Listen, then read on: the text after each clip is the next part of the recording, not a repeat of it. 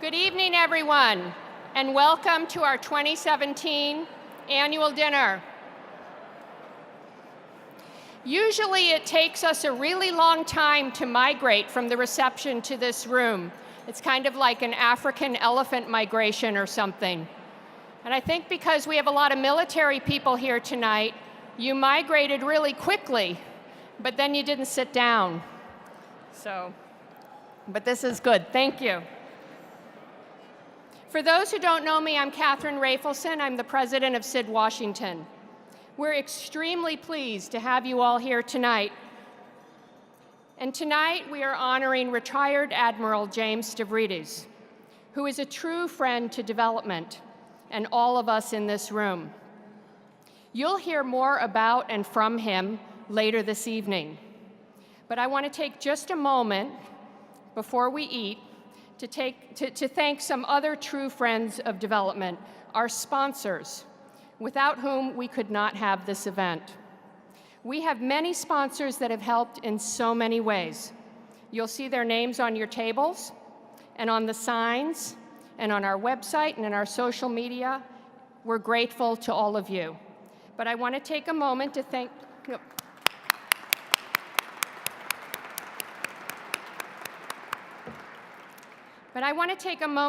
our diamond level sponsors who really supported us in an extraordinary way this year. These sponsors are Arizona State University, Chemonics, DAI, and Tetra Tech.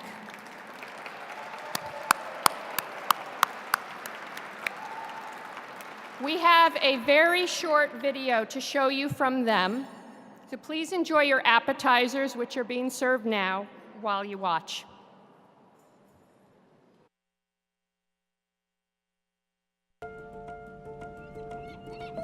By the year 2050, there will be more plastic in the ocean than fish. Without the ocean, we wouldn't have life. I know the battles that we face as humans. I know what humanity has done to the planet, but I've never had a chance to do anything about it. Before Professor Halden and ASU, I had an insane amount of passion, but I almost felt helpless because I didn't know how to use it. Professor Halden gave me a chance to make a difference. Scientists love hearing the word impossible. Basically, I'm trying to heal the world's oceans. And that sounds crazy, but being at a place like ASU allows you to take these big leaps. If I can just inspire one student, and that student can then inspire one more student, you're creating a chain. Ultimately, the biggest problems in the world cannot be solved alone.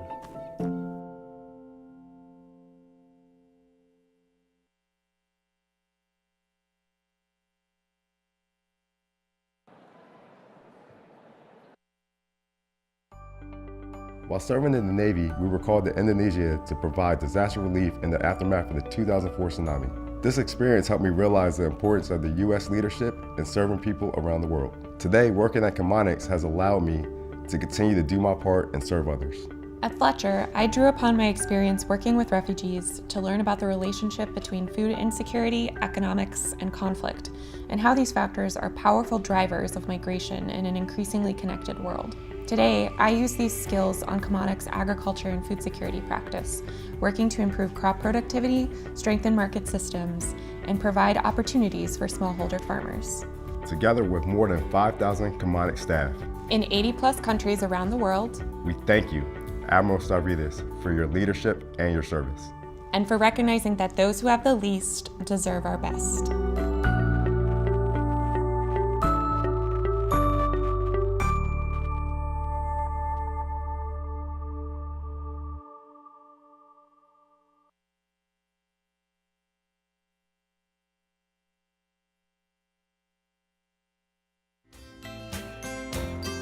Hello, my name is Michelle Nevins, and I am the Senior Facilities Manager at DAI.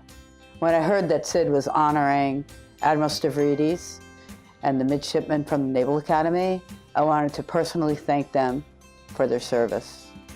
I served 10 years in the Marine Corps, leaving with the rank of sergeant. I was stationed at places such as Okinawa, Korea, and the Philippines. I'm proud of the years I served my country. I'm also proud of the work I'm doing now in international development. To be honest, the enthusiasm and passion for the work being done are the same. As a United States Marine, I was part of making the world a safer place.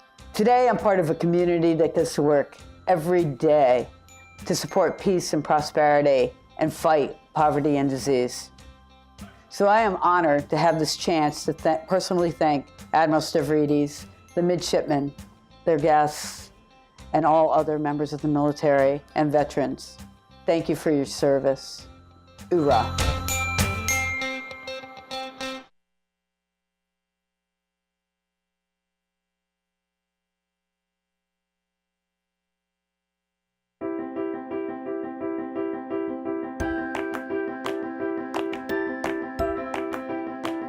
As our world continues to rapidly evolve and change, the development community's work is more vital than ever.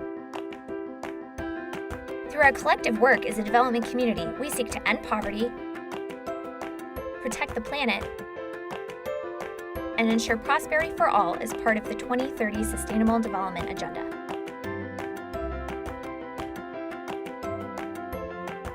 We at Tetra Tech feel privileged to do development work in support of our clients and the countries and people we serve.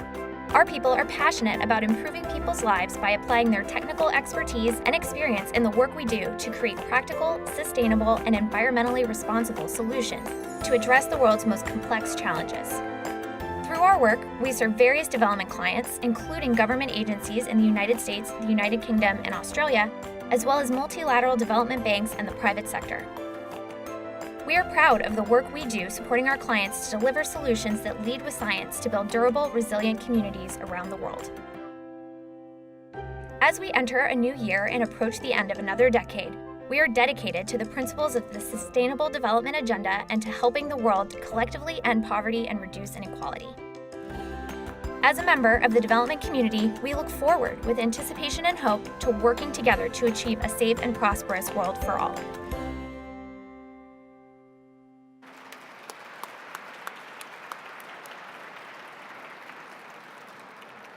Thank you again to all our sponsors. This has been a year of challenges for all of us in this room. One challenge that we at SID-Washington faced with tonight's dinner was competing with holiday parties and other Friday plans. But look at this crowd. I think we prevailed. In fact, I talked to at least one person, who I won't name, who decided not to go to his company's holiday party and to come here instead. And I talked to another person, who I also won't name, who actually changed the time of her company's holiday party so that she could come tonight.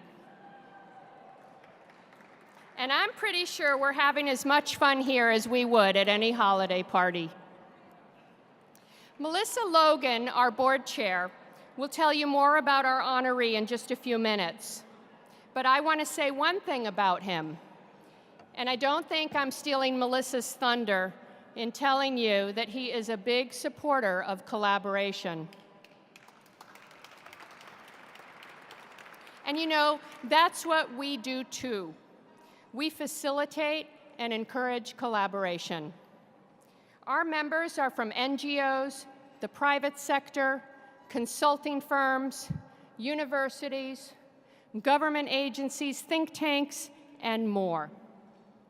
We have CEOs and CFOs, students and young professionals, and everything in between. And our hope is that through our programs, you are learning and sharing information, but you are also making connections and forming partnerships. Because we believe that is the way for all of us to succeed in international development, by working together.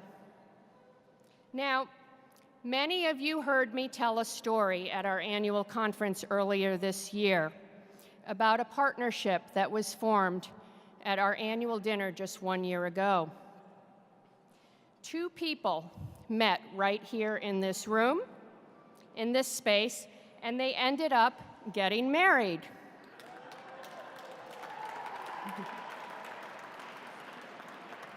Well, I have an update for you. They had a baby just 3 weeks ago.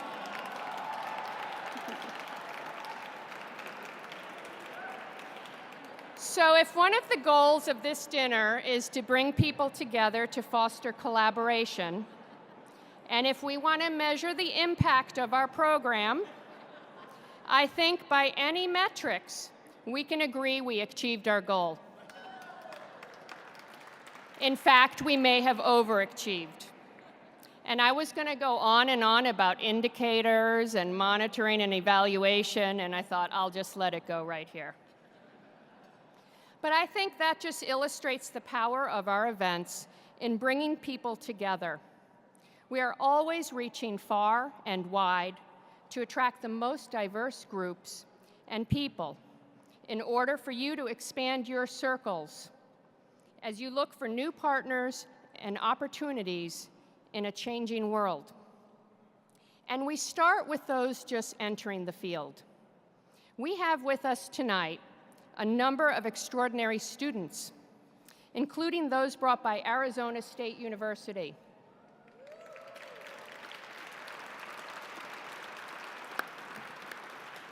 And those sponsored by RTI, who hail from Georgetown School of Foreign Service, Princeton's Woodrow Wilson School, and Duke's Center for International Development.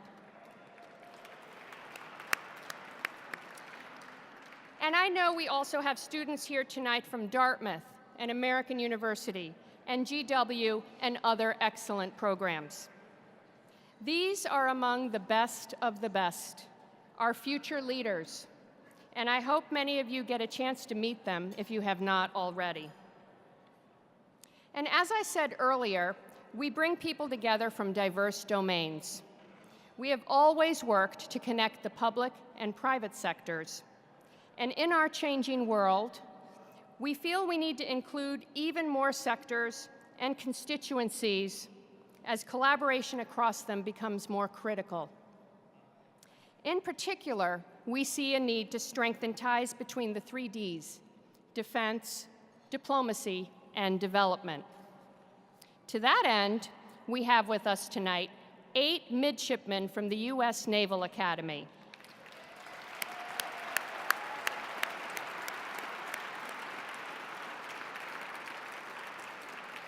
They all participate in the Academy's International Program Office, which is directed by Tim Disher, who is also here tonight. The International Program Office provides its future officers with a greater appreciation of the development aspect of the 3 Ds. They do this through field service assignments that give them a global perspective. And this better prepares them to assist in humanitarian crises and natural disaster responses around the world. In addition to their study abroad, language immersion, and other programs, internships with the organizations in this room would provide great value to these future officers so that they can learn about the development side of the 3 Ds. So, if you have not already, I hope you can connect with our guests from the Naval Academy at some point this evening. They represent the future of development along with our students and all our young professionals in this room, and we have many. And I'd also like to point out, going back to the story earlier about the couple who met, they met after the dinner ended as people were leaving, so there is still hope for all of you. Back to the young professionals in this room, I want to remind you about our Young Professionals After Party tonight, sponsored by Making Sense, and mention that all are welcome to attend, because tonight we think the term young professional should be self-defining. If you are feeling young tonight, please join us. And on that note, feeling young tonight, I would like to introduce SID-Washington's chair, Melissa Logan, who will tell you more about our honoree.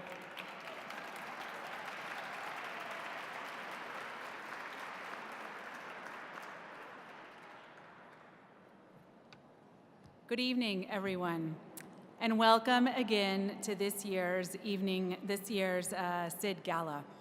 As Catherine mentioned, I'm Melissa Logan, and I'm chair of the board of directors for SID-Washington. And I assumed this role just a few months ago after serving on the board for several years.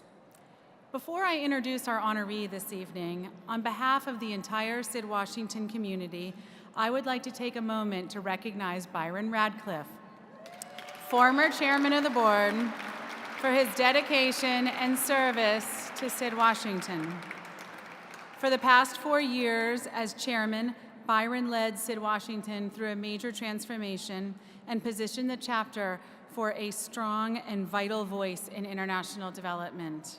We would not be the organization that we are today without his vision and commitment. So please, everyone, join me in a round of applause to thank Byron for his leadership and friendship.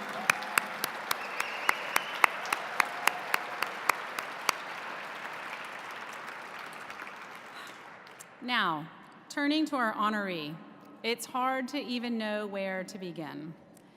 Admiral James Stavridis is no stranger to any of us. As current dean of the Fletcher School for Law and Diplomacy at Tufts University and retired admiral in the U.S. Navy, he's a shining 4-star power in our common pursuit to expand the role of soft power to sustain smart power. His bio is so extensive, it would take hours to go through it. So I've pulled out just a few roles to highlight his remarkable career. Admiral Stavridis has dedicated over 30 years of service to his country in the U.S. Navy, rising to the rank of 4-star admiral.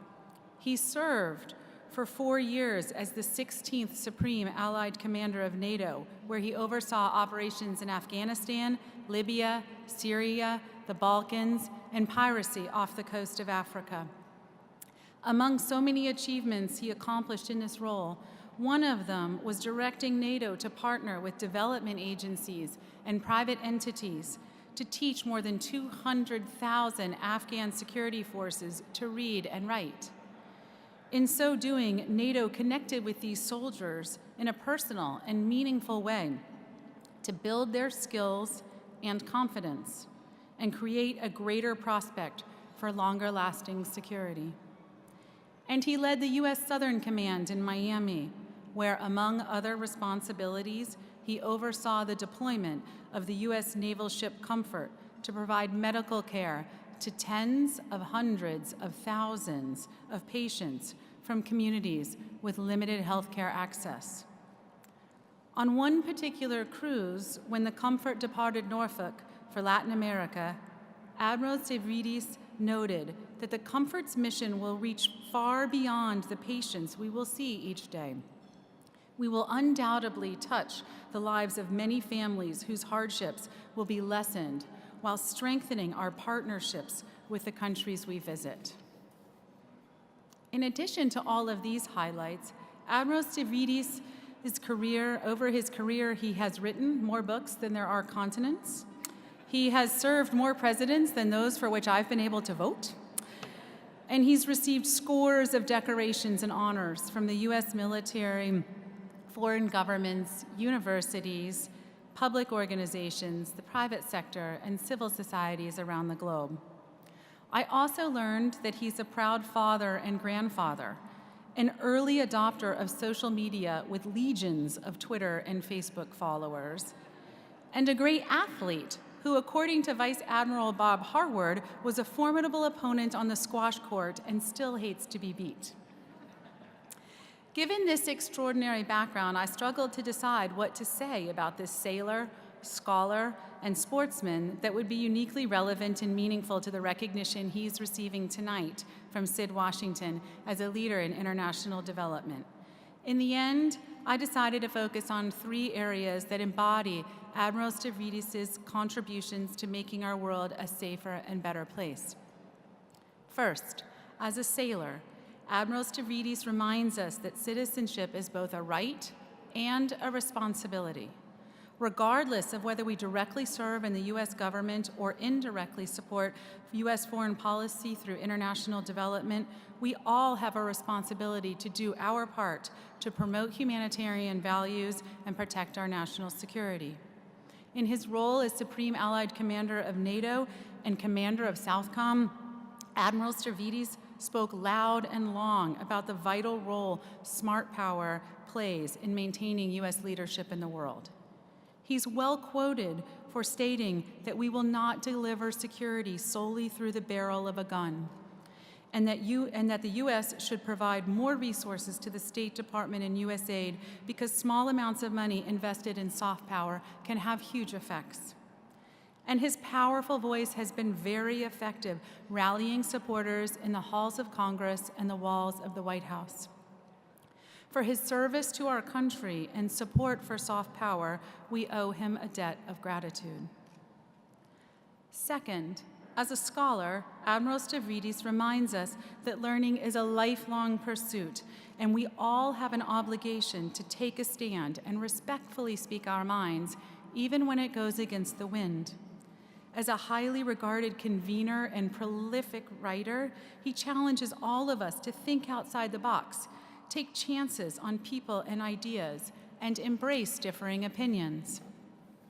His commitment to building bridges between international actors, government agencies, and public and private sector partners supports our shared mission at SID-Washington to convene professionals, practitioners, professors, and policymakers to debate and disseminate new ideas and proven practices to achieve lasting positive change in some of the most difficult and dangerous places around the world.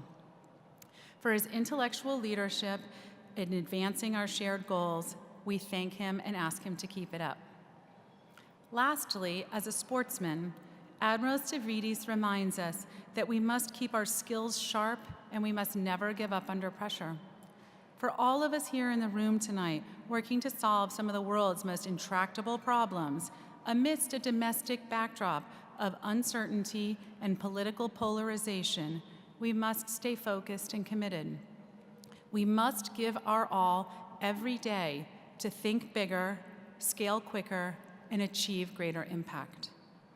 And even though Bob Harwood claims that Admiral Stavridis' squash game is not as good as it was when he was captain of the varsity team at the Academy, I think we can all agree that his competitive spirit, commitment to scholarship, lifetime of service, and unwavering values provide us with an enduring inspiration to practice and preach what we believe, which is that those who have the least deserve our best. In closing, I am sure you can all now see why SID-Washington has chosen to honor this sailor, scholar, and sportsman for our 2017 Award for Leadership and Development. Ladies and gentlemen, please join me in congratulating Admiral James Stavridis.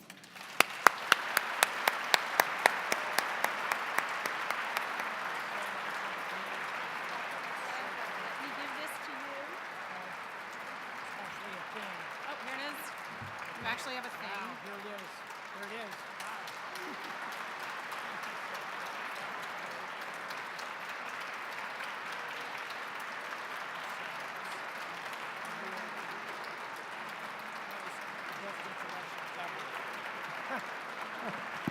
Thank you. That's way too kind. Thank you. Thank you. Thank you. Please. Melissa, that was unquestionably the absolute best introduction I've ever had in my life. And, you know, for the record, Vice Admiral Bob Harwood has never won a squash game with me in his life. Well, let me again begin by saying thank you to, of course, to Sid, to the board, especially Melissa for that extremely kind introduction. Means the world to me. Normally, when people hear that introduction and they hear those magical words, Supreme Allied Commander of NATO, then they actually see me. The first reaction is normally, man, I thought you'd be taller than you appear to be. So hopefully I can rise to the expectations here. Catherine told me to speak for about an hour and 15 minutes, but I don't want to interfere with the happening after party, so I'll try and move this along relatively quickly. I do have a couple of quick things to say. The first is I am humbled in a community like this where people have spent so much of their lives at great risk to do the best for those who have not only the least, but so often who have nothing. And that is a powerful testament to the gathering today. Secondly, it's so easy to look around the world and despair, to feel as though we live in a world lit by lightning, with fire everywhere around us. In Yemen, where a disastrous, unnecessary war is creating a famine in front of us. In Syria, where 600,000 have died, 14 million are displaced, 7 million in the country, 7 million outside the country, on a pre-war population of 21 million. In Sudan, where a seemingly intractable war goes on and on and on, and the list of atrocities never seems to stop. In Afghanistan, where I spent so much of my time as a NATO commander. In Myanmar, where we see a displaced population subjected to the most medieval of experiences. It is easy to despair, but we must not despair. We can do this. We can solve these problems. We can create solutions, and the answers are reflected in the experiences of those who sit in this room tonight. I don't have time to talk through all of the different positive outcomes, but I want to underline two, and I want all of you, as you are in conversations and talking with those who would despair in the world we face today, remind them that 20 years ago, in a place called Srebrenica, 8,000 men and boys were executed in the Balkan Wars. The Balkans were on fire. They looked like Syria does today. Hundreds of thousands killed, millions pushed across borders. We solved that. It was painful. It was hard. There was military action. There was diplomacy. There were the Dayton Accords. We had an aftershock in Kosovo. But today in the Balkans, when people want to solve a problem and they don't reach for a rifle, they reach for a telephone. Today, we see the effect of that combination of defense, diplomacy, and development. Is it perfect? No. Is it vastly better than it was 20 years ago? Absolutely. 10 years ago, Colombia, a beautiful country in this hemisphere. 10 years ago, Colombia was in the throes of an absolute insurgency that had gone on for 50 years. A Canadian diplomat wrote a book called The Saddest Country. Yet today, with that combination of defense, diplomacy, development, we see real progress. My friend Juan Manuel Santos, Fletcher graduate, Nobel Peace Prize winner. We can do this. It's hard, but by bringing these tools together, we can do it. And I'll give you another point from history. When we talk about the 20th century, we should realize it was a disaster. Tens of millions of people died in 2 massive world wars. Why did we fail so badly in the 20th century? Here's my thesis. Because we tried to create security by building walls. The Maginot Line,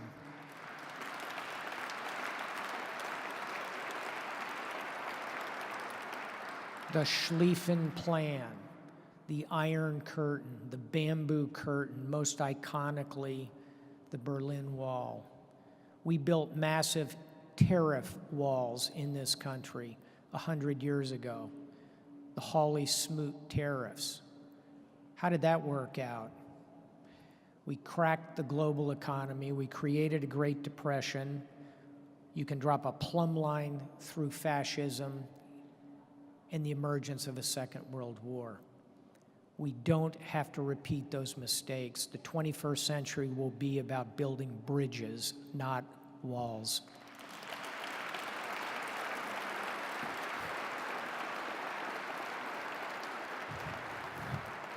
So, if I may, I'll give you a prescription for this 21st century of how to build those bridges. First, and most obviously, are the international bridges, the connections with this world around us.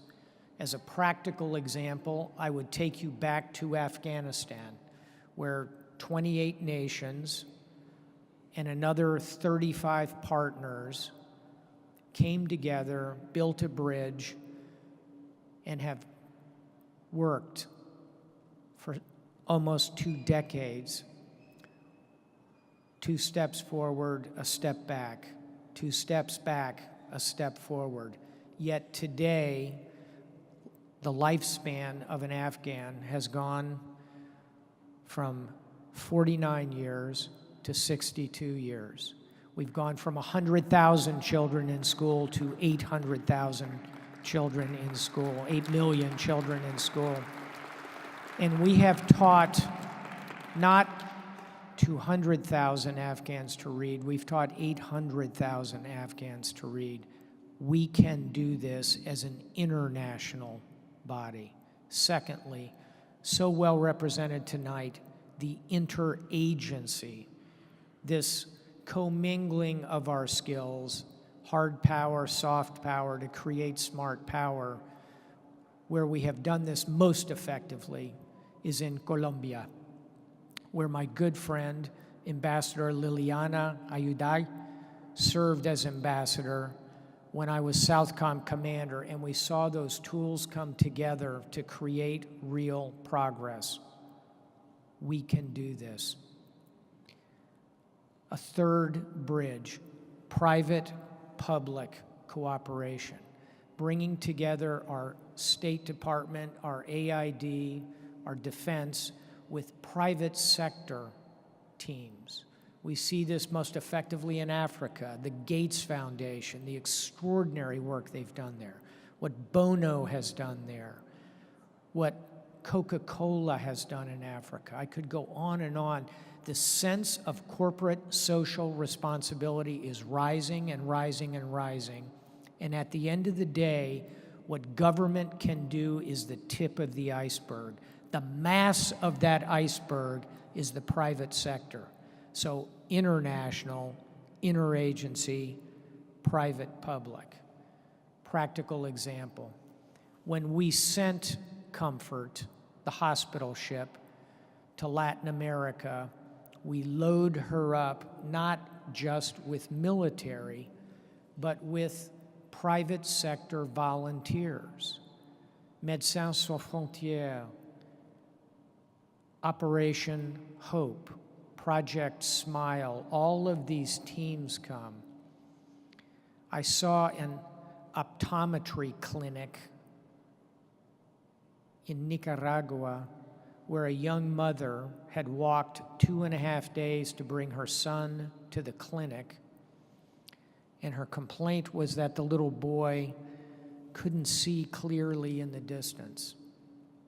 The ophthalmologist quickly diagnosed it as simple myopia and put a pair of tester spectacles on the little boy. And he looked up, and suddenly everything was crystal clear. And he said to his mother, "Mama, veo el mundo." Mom, I see the world. Multiply that times hundreds of thousands of patient treatments. You create real security, private-public cooperation. Fourth bridge, final one. The most important one. It is strategic communications. It is telling our story. This is where values enters the conversation, because our values are the right ones. Democracy, liberty, freedom of speech, freedom of education, gender equality, racial equality. We execute them imperfectly, but they are the right values. We need to communicate them. We do not need to hammer them down somebody else's throat, but we need to communicate them. And in the long throw of human history, those values will succeed. Those are the bridges upon which we will build this 21st century. And we will do it together, all of us in this room, because we can do this. So I'll close on this magical evening, this extraordinary gathering, by deploying a simple phrase that you actually heard in that marvelous set of videos a few moments ago. You saw a Marine Corps veteran say, "Thank you for your service." I get that a lot. I spent 37 years in the Navy. People often say to me, "Thank you for your service." I appreciate it. My concern is that somehow that phrase has been appropriated by the military. There are so many ways to serve this country. Military, sure.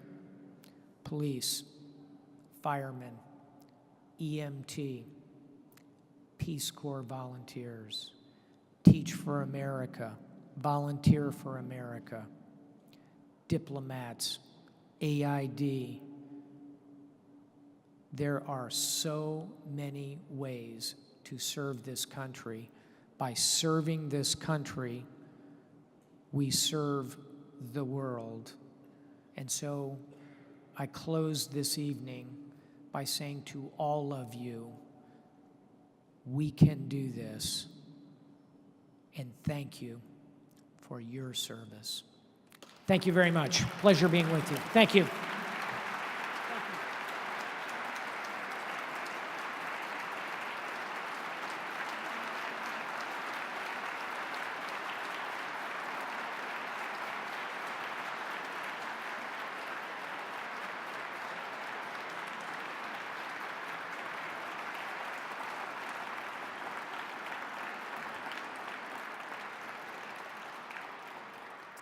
Wow. So now I know, again, why the room is so full this evening. It's because of our incredible honoree who referred to himself earlier as the entertainment for the evening. And I think we can all say that was fantastic entertainment. Thank you.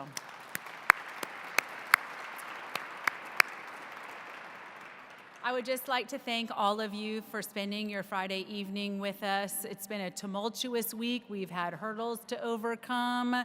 We have continued a resolution for another couple of weeks. The snow is not coming until a little late in the evening. So thank you all of us for overcoming those hurdles, spending the evening with us, and we invite you to continue to socialize and fraternize here and at the Young Professionals Network after party at Proper 21, which is at 13th and F Street. And thanks to Making Sense and to all of our sponsors this evening for making tonight such a wonderful event. Thank you very much. Have a good evening.